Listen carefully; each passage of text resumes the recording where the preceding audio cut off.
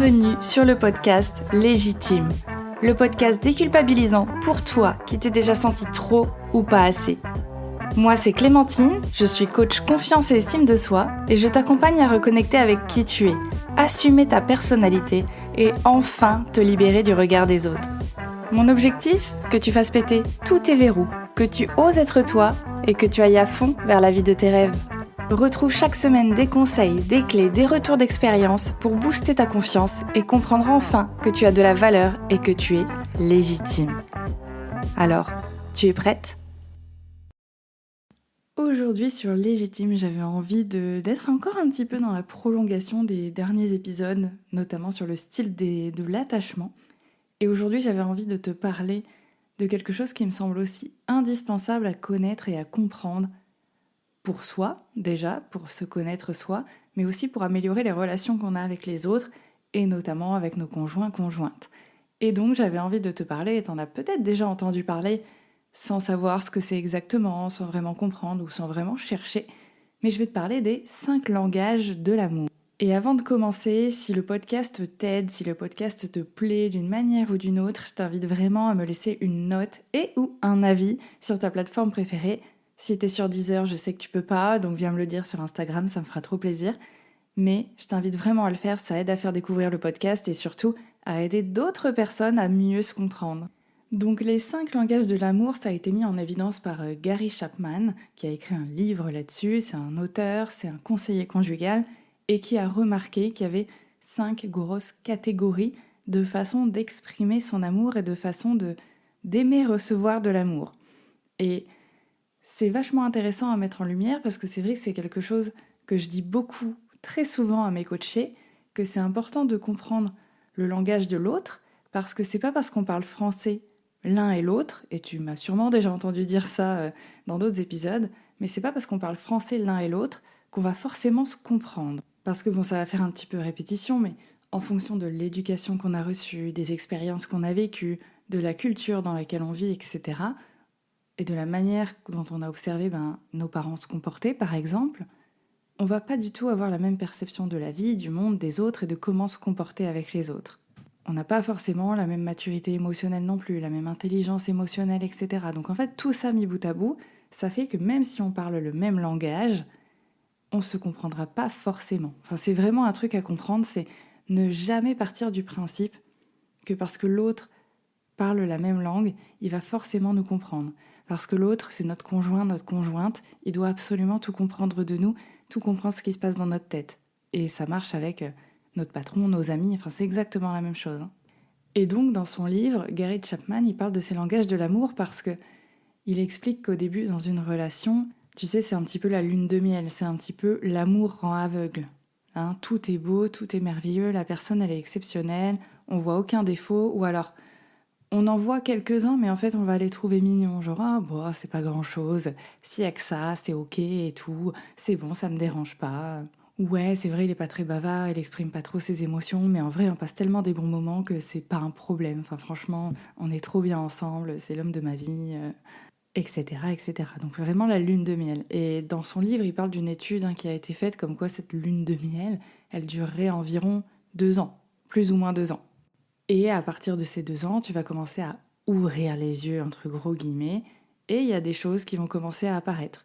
Pas forcément des gros défauts, pas forcément oh mon Dieu, mais en fait, c'est comme si je m'étais couchée bourrée le soir et que le lendemain, je me retrouve à côté de quelqu'un dans le lit et qui je reconnais pas du tout, quoi. Non, on n'en est pas forcément là.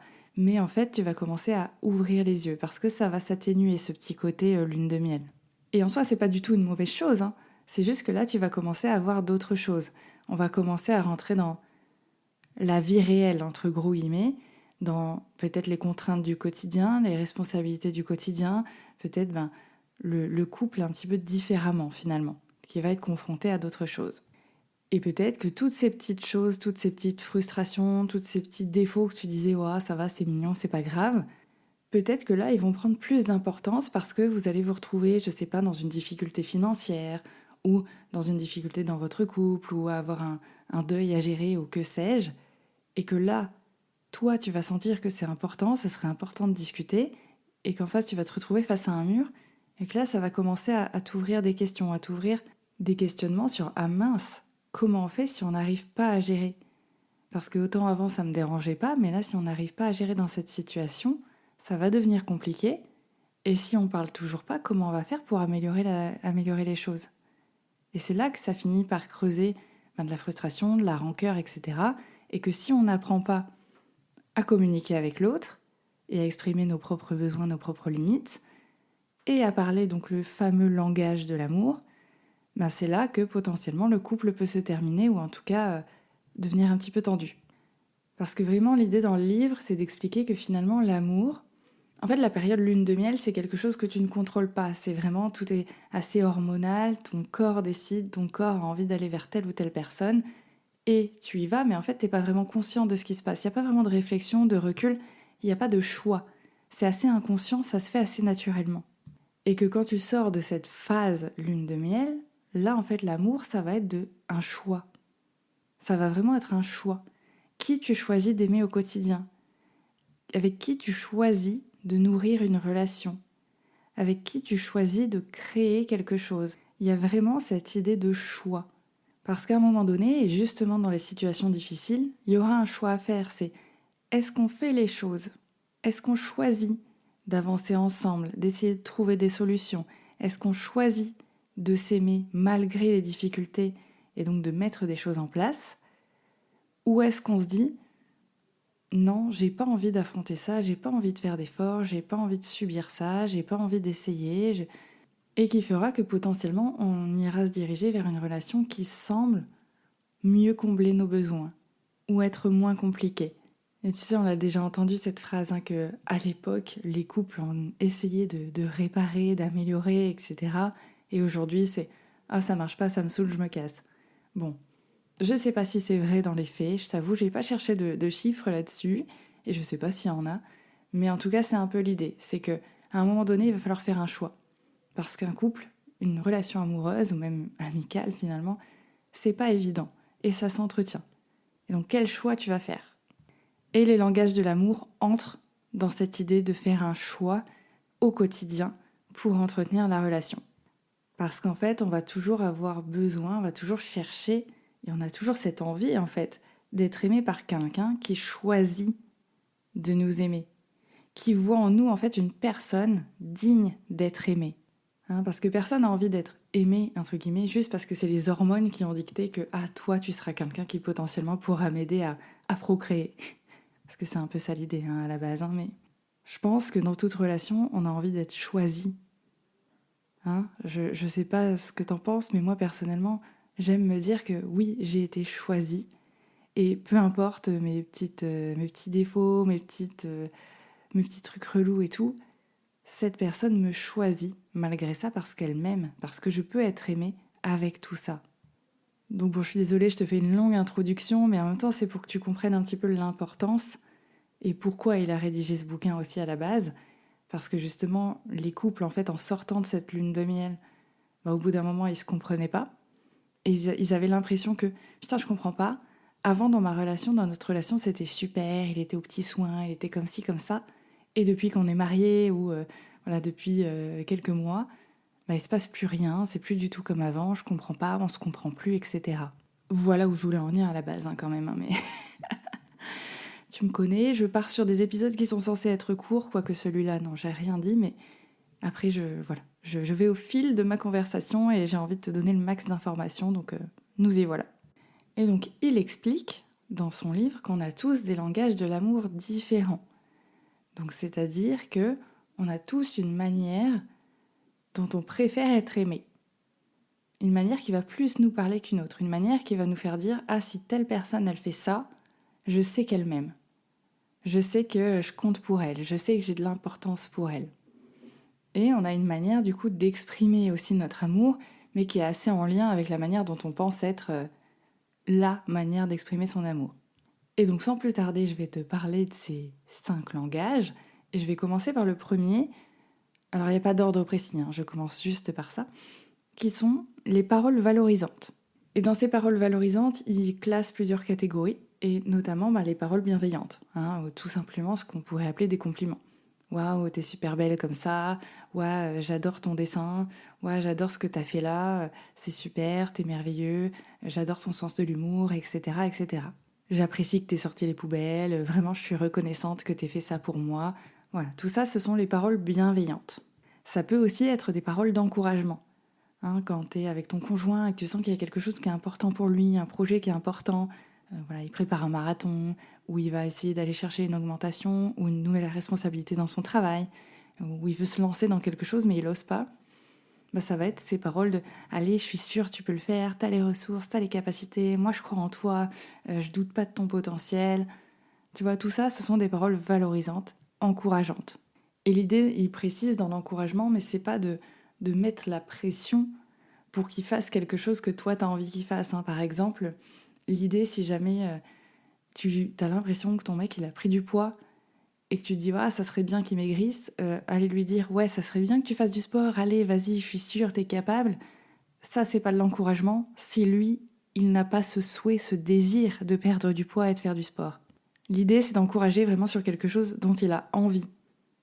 Hein. Ça paraît logique, mais je sais qu'on peut avoir tendance à faire ça sans s'en rendre compte. Parce qu'on va se dire, ouais, mais c'est pour son bien.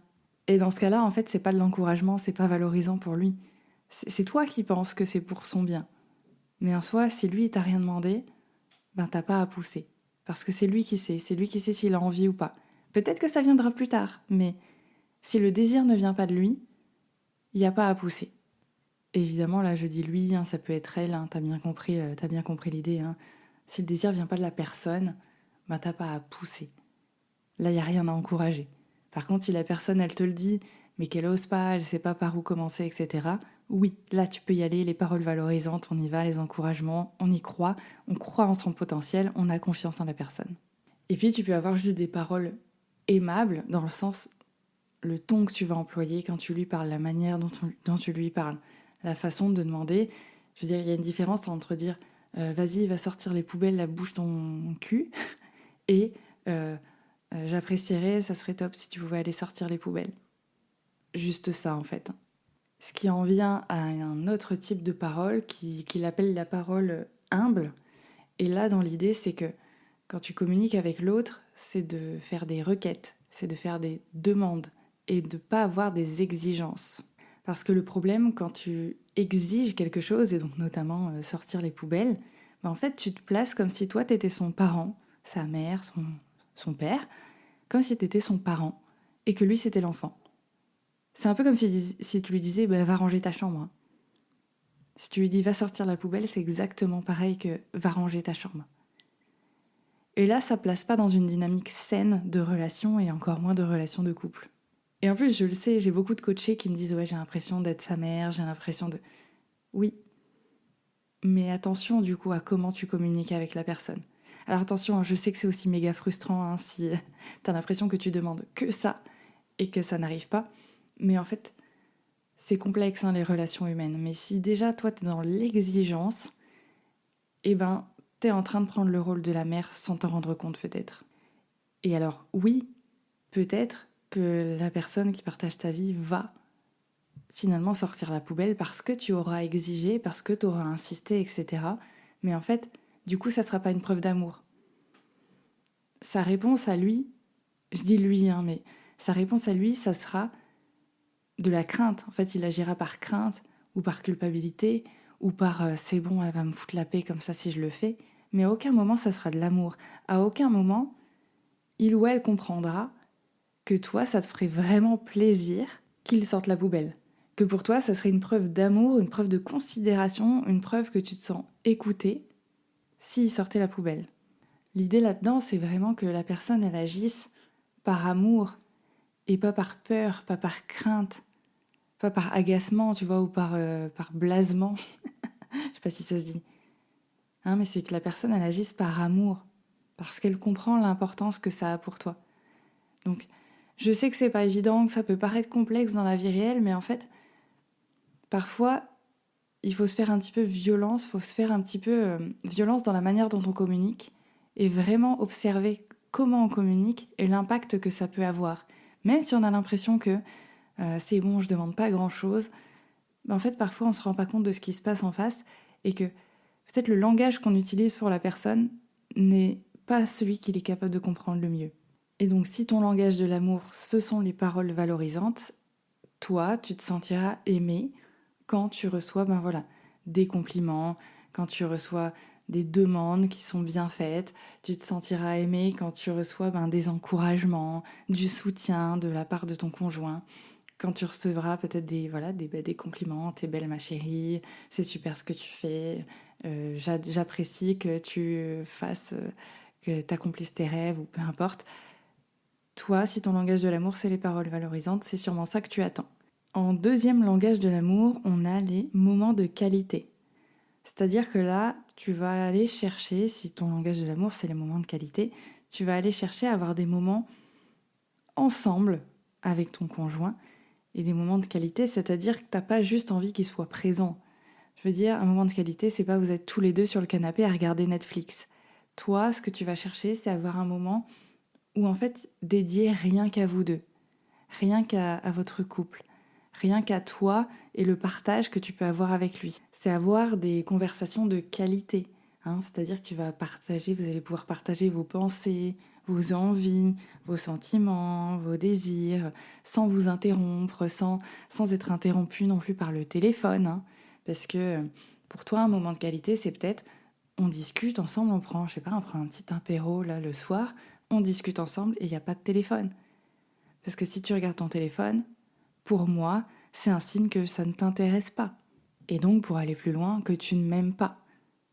Ou en tout cas, que t'as pas envie de m'accorder ce temps-là et que tu préfères discuter sur ton téléphone ou jouer aux jeux vidéo ou que sais-je. L'idée des moments de qualité, c'est vraiment faire des activités à deux avec vraiment l'intention et l'attention dirigée vers l'autre. Et bon, je parle de conjoint, etc., mais ça marche avec les amitiés. C'est la même chose. Et si tu te dis, ouais, mais j'ai l'impression que du coup, si on parle de dialogue, de conversation de qualité, dans ce cas-là, quelle différence plutôt avec les paroles valorisantes? La différence ici, c'est qu'on va venir privilégier quand même l'écoute, la qualité de l'écoute. On va venir privilégier le fait que l'autre essaie de nous comprendre. Alors que les paroles valorisantes, finalement, c'est plutôt la qualité de ce qu'on dit. Les compliments qu'on dit, les encouragements qu'on dit. Et si tu veux un exemple précis, un moment de qualité, une conversation de qualité, ça va être quand, je sais pas, tu sais, t'as passé une sale journée, t'as juste envie de cracher ton venin, de pleurer un coup, t'as juste envie de déballer en fait à ton conjoint. Et là, il commence à essayer de te trouver des solutions alors que toi, t'avais juste envie d'être écouté. Et un moment de qualité, une conversation de qualité, c'est s'il se rend compte qu'en fait, s'il te pose la question finalement, t'as besoin de quoi là tout de suite ma chérie? Tu veux que je t'écoute ou que je te trouve des solutions, que je t'aide à trouver des solutions? Et tu vois, ça sera un moment de qualité. Parce que il aura essayé de comprendre ce dont tu as besoin, de comprendre ce que tu essayes de communiquer. Et donc, tu auras eu un moment d'écoute. Il aura écouté vraiment ce que tu veux, ce que tu exprimes. Et inversement pour toi, s'il a une sale journée, etc., ou si tu lui demandes, qu'est-ce qui se passe, t'as besoin de quoi? Le troisième langage de l'amour, on a les cadeaux. Donc là, les cadeaux, c'est assez simple à comprendre. Soit les cadeaux, des petites attentions comme ça du quotidien, une petite pâtisserie qu'il ou elle va aimer, un petit cadeau pour son anniversaire ou hors anniversaire. Mais ça peut être aussi des cadeaux de don de soi. Dans le sens, alors attention, je ne parle pas de relations sexuelles, calmez-vous, quoique si tu veux, mais de don de soi dans le sens, je t'accorde du temps. Tu sais, si t'es quelqu'un qui est un petit peu en mode overbooké, t'as des journées blindées, t'as vraiment du mal à prendre du temps pour toi et pour ton conjoint ou ta conjointe, le cadeau, ça peut être, je nous ai réservé un moment, un week-end en amoureux. Ou ça peut être, j'ai bloqué ma matinée pour passer du temps avec toi. C'est un cadeau. Ça peut être aussi derrière un moment de qualité, mais en fait, à la base, ça part d'un cadeau. Parce que tu sais que ton temps, il est fortement limité, que tu as beaucoup de mal à le faire, mais par amour, tu vas donner ton temps. Et ça peut être des cadeaux, c'est pas forcément des cadeaux qui vont être chers. T'as pas à acheter des cadeaux tous les jours ou quoi que ce soit. Mais tu vois, comme je disais, c'est peut-être des petits cadeaux, des petites pâtisseries, des petits bonbons, un petit plat qui te fait plaisir, tu vois. Je suis très sur la bouffe là, mais en même temps, j'enregistre, il est presque 13h, donc j'avoue, j'ai faim. Mais voilà, les cadeaux. Ça peut être des cadeaux que tu fais toi-même, juste une petite carte, une petite lettre, un petit message, un petit collier de perles. Bref, les cadeaux. Et ça, c'est assez facile à reconnaître, hein, si t'aimes bien recevoir des cadeaux, si t'aimes bien recevoir plein de petites choses et que t'as l'impression d'être aimé, valorisé à travers les cadeaux, c'est potentiellement ton langage de l'amour. Ensuite, en quatrième langage, on a les services rendus. Donc là, c'est vraiment l'idée de venir décharger l'autre en faisant certaines choses pour lui. Hein, donc par exemple, faire la cuisine, vider la vaisselle, sortir la poubelle, hein, comme je te disais tout à l'heure, changer la litière du chat, ça peut être aider à déménager ta meilleure pote, ça peut être voilà, un service rendu. Prêter ta voiture parce que la voiture de ta pote est en panne et du coup il faut absolument qu'elle aille à son entretien pour son nouveau job. Voilà, ça ce sont les services rendus. Ce qui fait que si c'est ton langage de l'amour, tu vas apprécier justement ce genre de service. Tu vas apprécier qu'on vienne t'aider. Tu vas apprécier que ton mec vienne mettre la table. Tu vas apprécier que ton mec passe l'aspirateur. Tu vas apprécier que ton mec, je sais pas, emmène tes fringues au pressing parce que toi, t'as pas le temps. Et enfin, le cinquième langage de l'amour, c'est le contact physique. Hein, donc tout ce qui va être câlin, caresse, acte de tendresse, ça peut être les relations sexuelles aussi, hein, évidemment, mais tout ce qui a rapport au toucher, finalement, au toucher avec l'autre. Et c'est important de comprendre que si le langage de l'amour de ton conjoint, de ta conjointe, c'est le contact physique, c'est important, encore une fois, d'être à l'écoute de ce qu'il ou elle aime ou n'aime pas.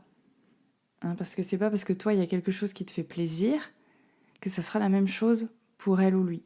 Par exemple, peut-être que toi, t'adores qu'on te gratouille la tête, le cuir chevelu, ça te fait trop kiffer et tout, mais peut-être que ton conjoint ou ta conjointe, malgré le fait que son langage de l'amour ce soit le toucher, peut-être que lui, il déteste ça, tu vois.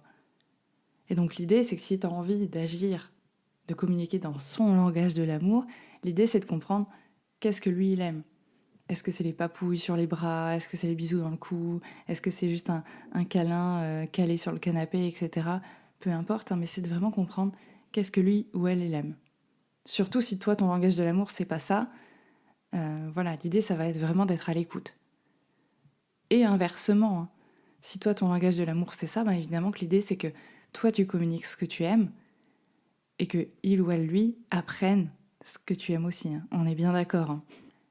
Et donc déjà, avec ces petites définitions, j'espère que tu arrives déjà un petit peu à discerner quel est ton langage de l'amour principal, parce qu'évidemment, tu peux en avoir, tu peux apprécier un peu de tous, hein, mais déterminer qu'est-ce qui fait que tu te sens réellement aimé par ton conjoint.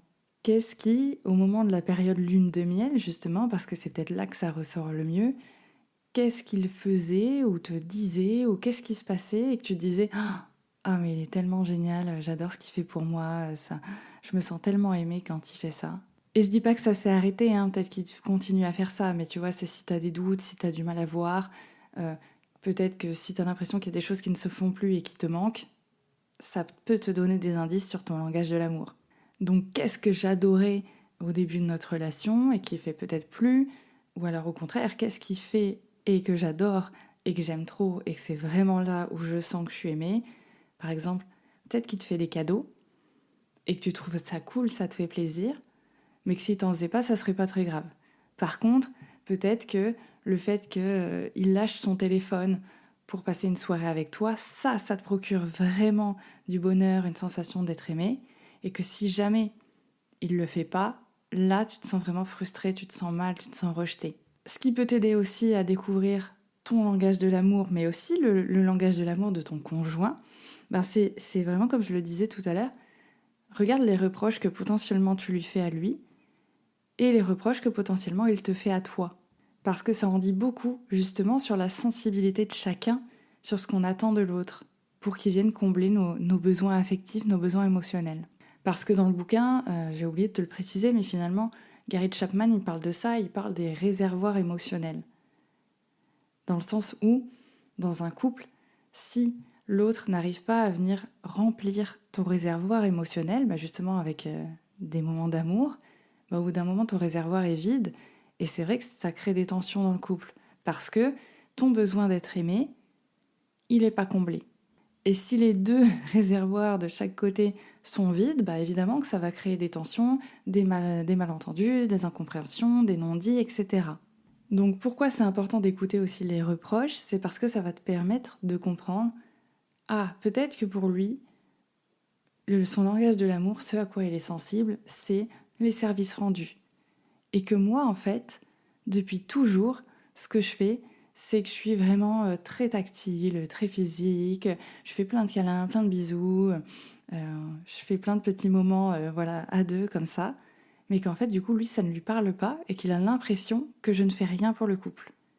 Et inversement, peut-être que pour moi, c'est méga important, les câlins, les bisous, la tendresse, et que je me rends absolument pas compte que lui, il me rend service tout le temps, qui va tondre le jardin, qui va emmener les enfants à l'école, qui va faire X ou Y, un peu importe.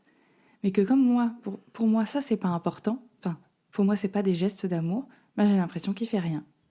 En fait, si je voulais te parler de ces langages de l'amour, c'est parce que pour moi, c'est tellement essentiel, et puis c'est aussi l'idée de ce podcast, c'est d'apprendre à se connaître soi, parce que sinon, on n'a aucun pouvoir sur notre vie. Hein. Si on ne se connaît pas, on ne peut pas agir sur ça. Mais aussi apprendre à connaître l'autre, apprendre à connaître le langage de l'autre. Parce que finalement, quand on se connaît, quand on se comprend et qu'on arrive à aussi comprendre l'autre et à répondre dans son langage, eh bien, ça évite les malentendus justement et ça crée des relations beaucoup plus saines, avec beaucoup plus d'écoute, beaucoup plus d'empathie, beaucoup plus de compréhension de l'autre. Parce que l'idée, c'est pas que toi tu changes ton langage de l'amour, c'est pas du tout ça l'idée. Mais l'idée, c'est que toi tu comprennes de quoi tu as besoin. Comme ça, si toi tu sais de quoi tu as besoin, tu vas être capable beaucoup plus facilement de l'exprimer. Hein, si tu as besoin de tendresse, ben, tu seras capable de l'exprimer et d'exprimer pourquoi c'est important pour toi. Et si tu es à l'écoute de l'autre, tu vas comprendre c'est quoi son langage de l'amour, que peut-être lui, la tendresse c'est cool, mais c'est pas c'est pas l'image qu'il a, c'est pas le besoin qu'il a pour se sentir aimé, mais que lui, pour se sentir aimé, il aime bien qu'on lui rende des services. Et dans ce cas-là, ben si tu sais ça, tu vas peut-être pouvoir justement tester, rendre quelques services plus régulièrement, voir ce que ça change, voir quel impact ça a sur votre relation. Et si lui se sent de plus en plus aimé, de plus en plus comblé, la relation va également s'améliorer. Et toi, tu vas pouvoir exprimer, demander, exprimer ton besoin de ben moi, j'aurais besoin de ça. J'apprécie que tu me rendes tel ou tel service, mais en fait, moi, j'avoue que pour me sentir aimé, j'ai besoin de ça. Tout comme toi, tu as besoin que je te rende des services. En fait, c'est vraiment se caler sur la même longueur d'onde. Toi, tu te sens méga bien, tu te sens méga aimé quand je te rends des services. Et ben moi, c'est la même chose, mais par contre, c'est pas par la même porte. Moi, c'est quand, voilà, on a un moment, un petit câlinou sur le canapé. Ben moi, ça me fait le même effet que toi quand je te rends un service. Et je trouve ça incroyable d'apprendre à connaître ça, d'apprendre à comprendre ça, parce qu'à quel point ça peut renforcer les liens et à quel point ça peut renforcer l'amour et justement le choix qu'on fait quotidiennement de se dire, ben voilà, toi t'es dans ma vie et j'ai envie d'enrichir cette relation. Donc oui, moi je compte à part entière, j'ai mes besoins, j'ai mes limites et ils sont importants et donc je vais les exprimer, mais je prends aussi en compte les tiens et je vais faire un pas vers toi et tu feras un pas vers moi probablement. Et oui, je dis probablement parce qu'on ne contrôle jamais ce qui se passe en face et je ne sais pas dans quelle situation tu es aujourd'hui dans ton couple. Peut-être que tu es dans une situation où voilà, c'est très complexe, très conflictuel, où tu n'as peut-être plus envie de faire d'efforts. Et ça pourrait se comprendre.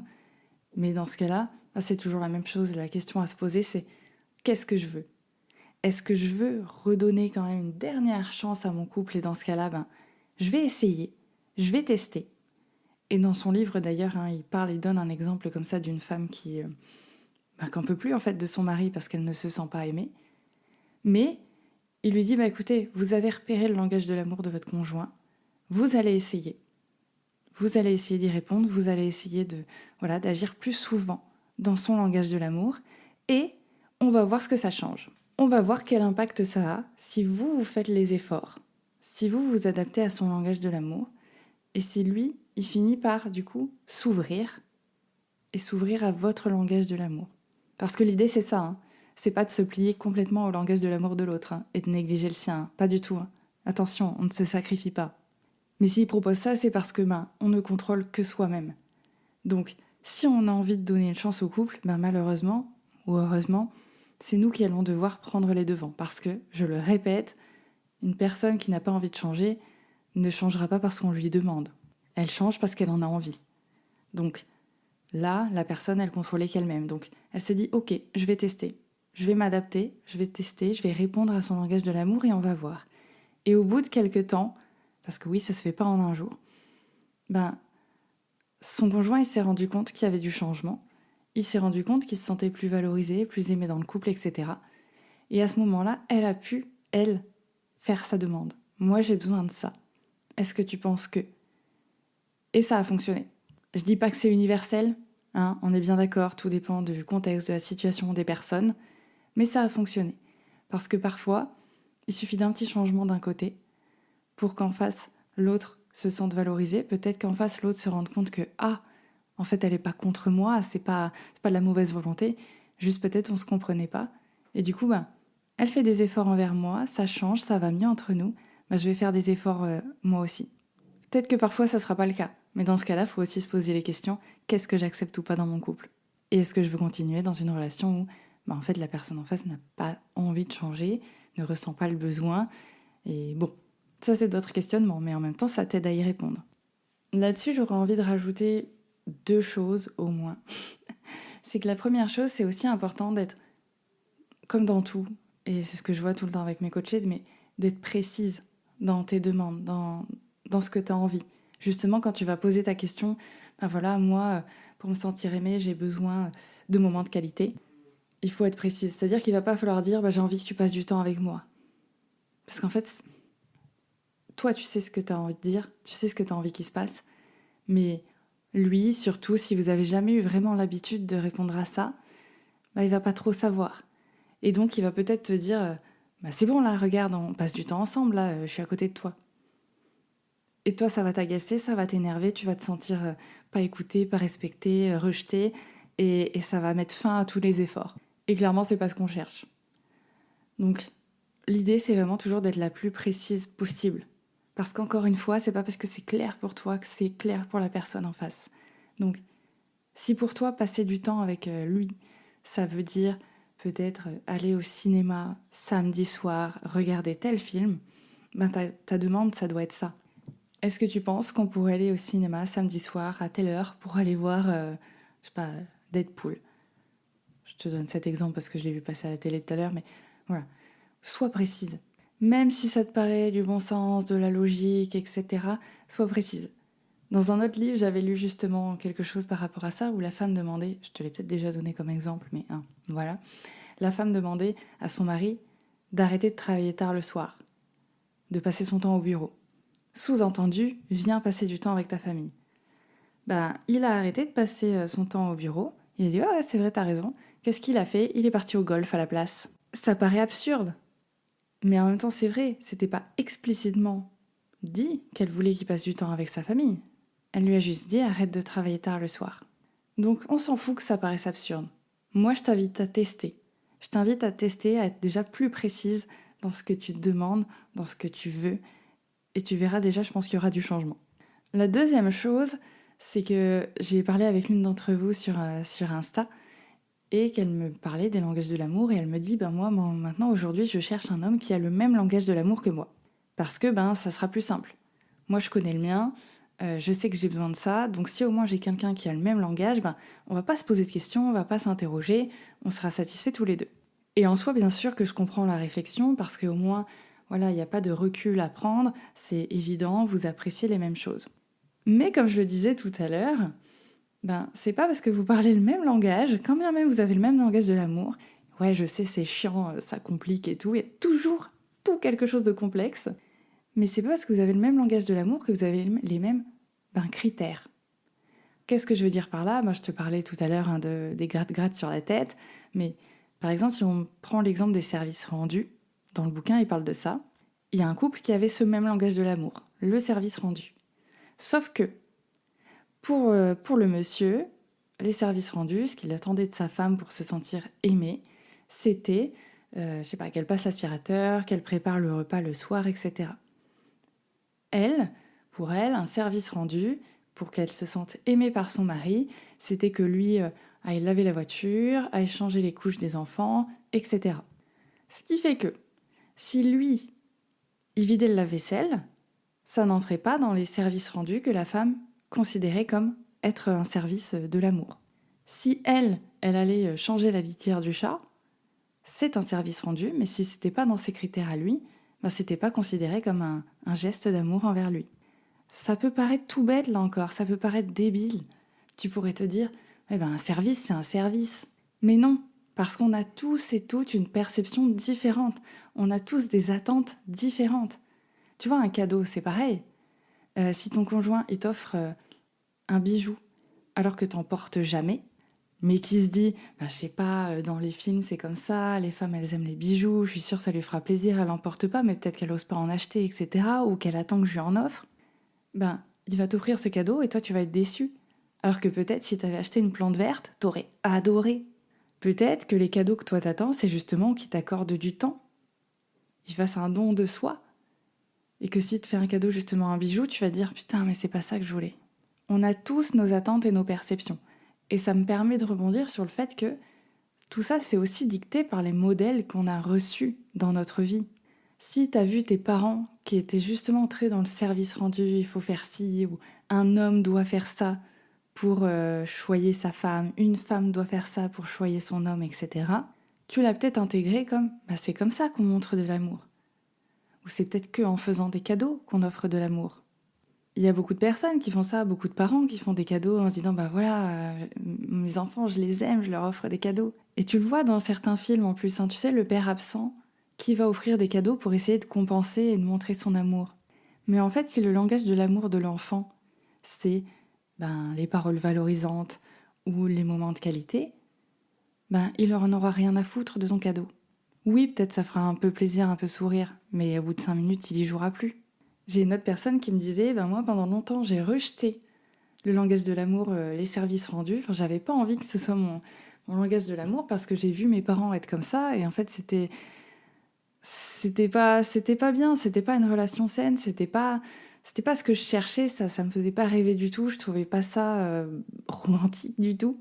Mais en fait, elle s'est rendue compte que si, j'aime qu'on me rende des services. Moi, je me sens appréciée, je me sens valorisée quand c'est ça, mais juste d'une manière plus saine, plus équilibrée, plus qui me correspond.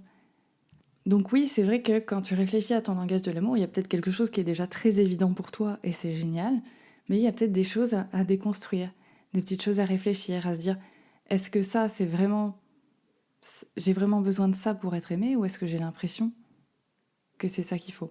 Ou alors quand tu donnes de l'amour, est-ce que je fais ce geste parce que j'ai l'impression que c'est comme ça, on m'a appris que c'était en faisant des cadeaux qu'on montrait qu'on aimait quelqu'un, mais est-ce qu'en fait c'est ce que mon conjoint ou ma conjointe a besoin? En fait, l'idée principale de cet épisode, c'est que toi, tu comprennes ce dont tu as besoin et que tu comprennes aussi que dans une relation, quelle qu'elle soit, c'est aussi méga important d'être à l'écoute de l'autre. Parce que l'autre, il saura te dire de quoi il a besoin, ce qu'il a envie, ce qu'il aime ou ce qu'il aime pas.